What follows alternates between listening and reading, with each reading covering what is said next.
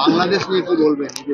বাংলাদেশের বর্তমান পরিস্থিতি দেখুন, আমি একটা কথা বলি। দেখুন, আমরা এখানে বোধে আছি বা পশ্চিমবাংলায়, পশ্চিমবাংলার বাইরে ইনডাইরেক্টলি ডাইরেক্টলি আমাদের একটা ইমোশনাল কন্ট্যাক্ট ছিল বাংলাদেশের সাথে, সবারই।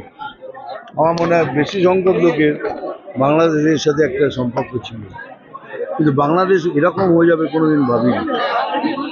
ইমোশনাল কন্ট্যাক্টটা ভেঙে যাওয়াতে কষ্ট পেয়েছি।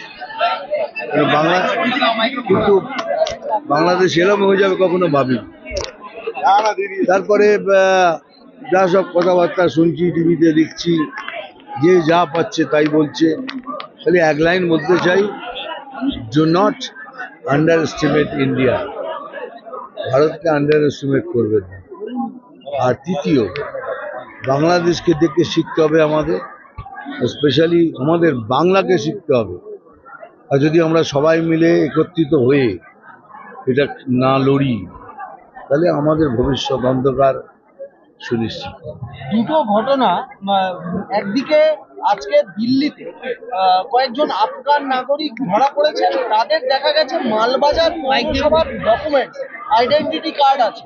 আবার আরেকদিকে এই রাজ্য থেকে, মুর্শিদাবাদ থেকে জঙ্গি গ্রেপ্তার হচ্ছে, বাংলাদেশের জঙ্গি সংগঠনের জঙ্গি গ্রেপ্তার হচ্ছে। শহর কলকাতা থেকে গতকালকে আর্ম সহ বেশ কয়েকজন অ্যারেস্ট হচ্ছে। রাজ্যের রাজ্যটা কি ভুয়ো পরিচয়পত্র, পাসপোর্ট দেয়া? এটা তো হয়েই গেছে। এটার জন্য জবাব দেওয়ার কোনো প্রশ্ন রাখে না। Paschimbanga already in the downhill. এখন খালি আমাদের বাঁচতে হলে আমাদের সবাইকে একটা হতে হবে। এর জন্য কি প্রশাসন বা রাজ্য সরকার, অ্যাডমিনিস্ট্রেশন দায়ী?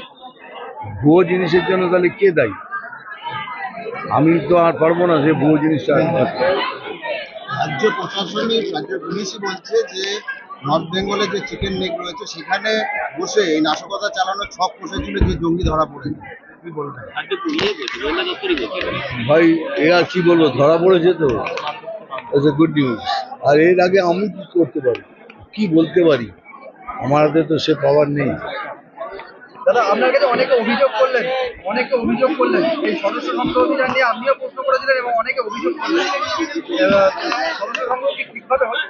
যে নিশ্চয়ই অনেকের মধ্যে এইসব আছে, চিন্তাধারা আছে, যে চিন্তাধারাটাকে যারা সত্যি করে চিন্তাধারা করছে তারা এমনি রাজনৈতিক কাল চলে যাবে, বেরিয়ে যাবে। কিন্তু যারা খালি ভাবে কি এরকম হচ্ছে তারা ঠিক হয়ে যাবে।